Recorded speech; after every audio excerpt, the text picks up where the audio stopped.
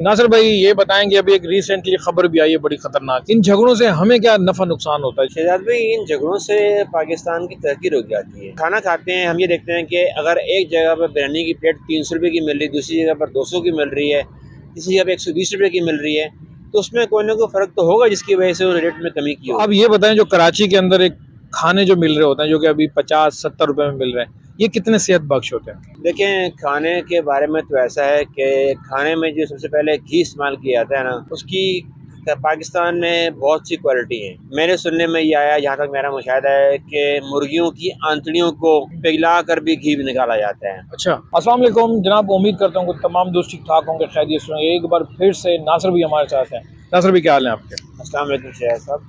वालेकुम सलाम। नासिर भाई ये बताएं कि अभी एक रिसेंटली खबर भी आई है बड़ी खतरनाक सी। आज यहाँ एक बहुत मशहूर, एक बहुत स्ट्रॉन्ग पार्टी की चेयरमैन की गिरफ्तारी की खबर सामने आई है, और अब देखें उसका क्या सामने रिजल्ट आता है, लेकिन अभी हम कुछ कह नहीं सकते।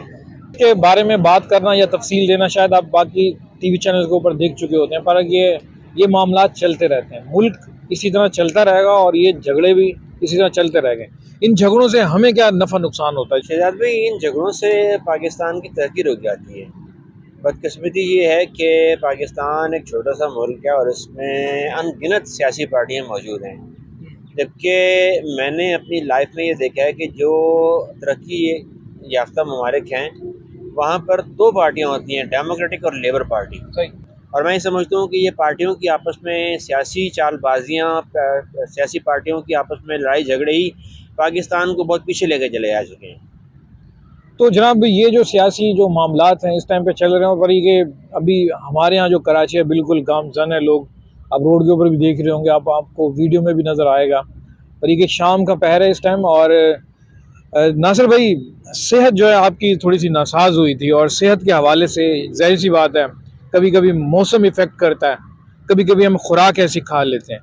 तो आप ये बताएं जो कराची के अंदर एक खाने जो मिल रहे होते हैं जो कि अभी 50-70 रुपए में मिल रहे हैं, ये कितने सेहत बख्श होते हैं? देखें, खाने के बारे में तो ऐसा है कि खाने में जो सबसे पहले घी इस्तेमाल किया जाता है ना, उसकी पाकिस्तान में बहुत सी क्वालिटी है। मेरे सुनने में ये आया, जहाँ तक मेरा मुशाहिदा है, कि मुर्गियों की आंतड़ियों को पिघला कर भी घी निकाला जाता है। अच्छा। मुर्गियों के पंजे का भी घी निकाला जाता है, जानवरों की हड्डियों से भी घी निकाला जाता है। जिस किस्म का घी होगा उस किस्म की ज़ाहिर पता है साइड इफेक्ट आपको करेंगे।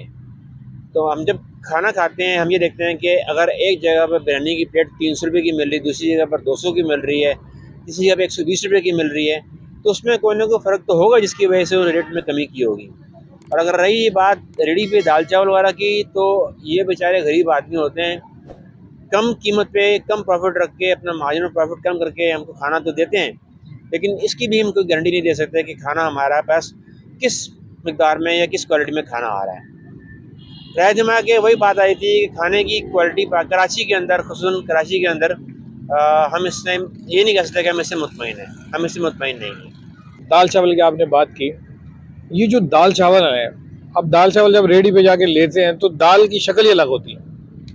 जी, वो दाल पतली दाल होती है, और कुछ लोग दाल मूंग की बनाते हैं, कुछ लोग दाल मसूर की बनाते हैं, कुछ लोग दाल चने की बनाते हैं। जिसको जो सस्ती पड़ती है, जिसका जहाँ पर हम एक वो लैंग्वेज यूज़ करें, टांका फिट होने के लिए, जिसका जहाँ टांका फिट होता है, जिसको जहाँ दाल सस्ती पड़ती है, या जिसका एक दफ़ा हाथ उस पर सेट हो गया और जिसको लोगों ने पसंद किया, तो उसको वही मेजोरिटी में पकाना पसंद करते हैं। जी हाँ। और जो कराची के जो एरियाज हैं, अगर आप दाल घर के अंदर बनाएं दाल चावल तो बहुत लजीज बनते हैं, ज़बरदस्त और सेहत बख्श भी होते हैं। और अगर आप सदर की तरफ जाएं, इधर उधर जाएं, तो लोगों को पता नहीं होता, लिखा हुआ तो दाल चावल होता है, पर ये कि मकई का जो दाने होते हैं ना, जो मकई का सिटा है, जी जी।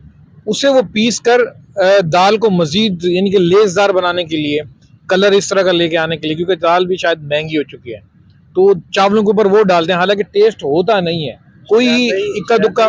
दालें जो है ना, वो चाइना की भी आ रही हैं, दालें जो है ना वो इंडिया की भी आ रही हैं, दालें पाकिस्तान की भी आ रही हैं। हर ज़मीन का अपनी तासीर अलग अलग होती है।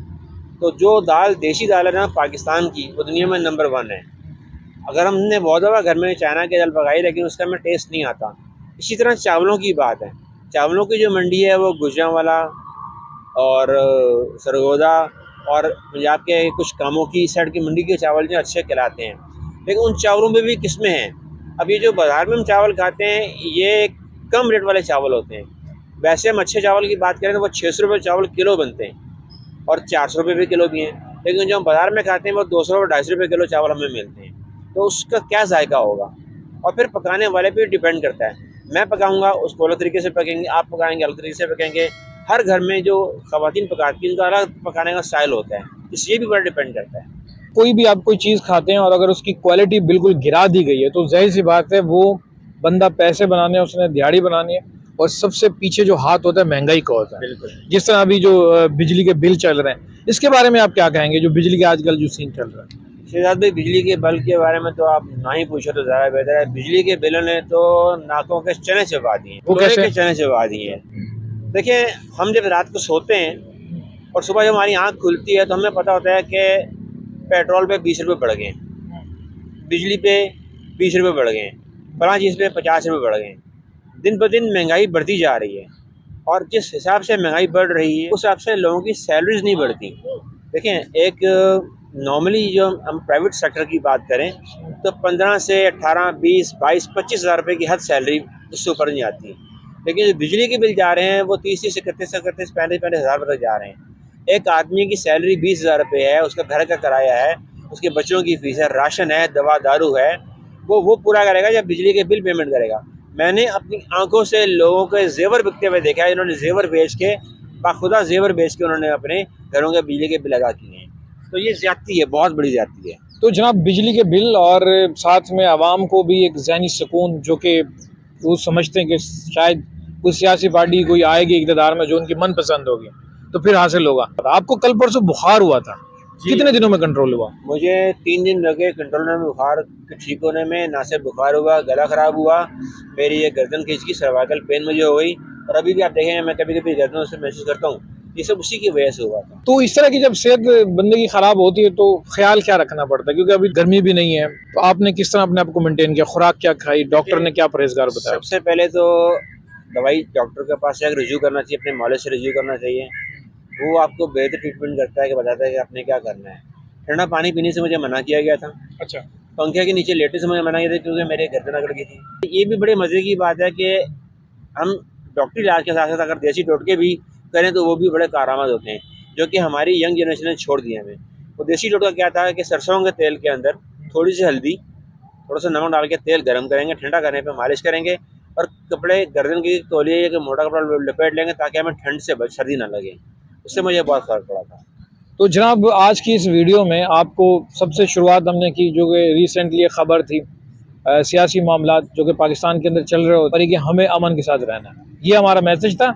और एक टिप्स आपको हमने ये दी है कि अगर छोटी मोटी जो तबीयत ख़राब होती है, आपने ज़बरदस्त तरीके से अपने आप को मेंटेन किया और दोबारा मेरे साथ बैठे हुए हैं, ठीक है। तो सेहत का जो है ना, आपने ख्याल रखना है। जो इधर उधर की चीज़ें खा रहे होते हैं, अगर आपको टेस्ट अच्छा नहीं लग रहा तो आप अपनी शिकायत दर्ज करवा सकते हैं, जिससे ठेले पे खा रहे हो बिल्कुल करवा सकते हैं, उसको बोल देना चाहिए वैसे। बिल्कुल आपका ये राइट है, क्योंकि आपने पेमेंट दी, आपने पैसे उसके अदा किए हैं, और आपके पैसे हकदार की मेहनत किए हैं। और हर इंसान ये कोशिश करता है कि मैं अपने पैसे सेव करके वक्त पे खाना खा लूँ और वो 4 पैसे बचा के अपने घर की ज़रूरत पूरी कर सकूँ। समझदार लोग तो कम अज़ कम ऐसा ही करते हैं। अच्छा, आजकल जितनी एडवांस तरक्की होती जा रही है, जितनी तालीम बढ़ती जा रही है, और डॉक्टर के पास हम जाएंगे तो डॉक्टर सबसे पहले छूटते ही कहते हैं जी आप टेस्ट करवा के ले आएँ। मेरा आपसे ये सवाल है आवाम से, कि अगर डॉक्टर के पास जाके डॉक्टर को ये मालूम ना हो कि उसकी बीमारी क्या है, तो वो डॉक्टर किस बात का हुआ। एक दौर था कि नर्स देख के आपकी हकीम मर्ज़ बताते थे कि आपको ये मर्ज़ है। अब डॉक्टर के पास जाते हैं, डॉक्टर कहते हैं जी आप फलां टेस्ट करके लेके आ जाइए। तो आपने पढ़ा क्या है? अगर डॉक्टर टेस्ट ने देख के बताना है कि आपको मर्ज़ है तो आपने करना क्या है? तो डॉक्टर किस बात की फीस ले रहे हैं? काम सा टेस्ट भी हो, वो भी 3-4 हज़ार रुपये में हो ही जाता है। तो ये इस तरह की चीज़ें होती हैं, आपने ख्याल रखना है। और उम्मीद करता हूँ कि आज की जो वीडियो है आपको ये, क्योंकि नासिर भाई की तबीयत ठीक नहीं थी और इन्होंने आपको टिप्स दे दी है कि किस तरह से आप अपने आप को मेंटेन कर सकते हैं।